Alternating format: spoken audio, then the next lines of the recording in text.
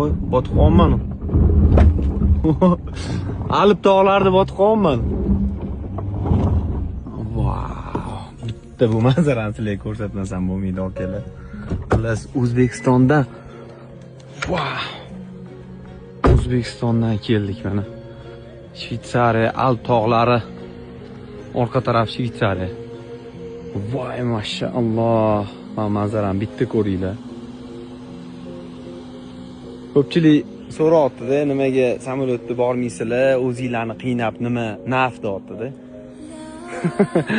Aka, siz bu narsalarni bor-ku, samolyotda prosta ustidan uchib o'tib ketasiz-da. Mashinada keladigan bo'lsangiz, bu manzaralarni ko'zingiz bilan ko'rib maza qilasiz. Alloh yaratgan shu mashi tog'lar, mana archalar, mana yashillik bor-ku, odamga boshqacha zavq beradi. Mana tog'larni qaranglar. Mashaalloh. Kuzatib boringlar, xudo xolisa biza O'zbekistondan o'sha mana Shvetsariyagacha mashinada yetib keldik. Ikkinchi mashinamiz pastda, xudo xolisa, dalshi yana Amerika tarafga yurib boramiz. Obuna bo'lib turing. Qiziq kontentlar oldinda. Men boshqacha turibdi O'zbekiston bayroqlari bilan, mashaalloh.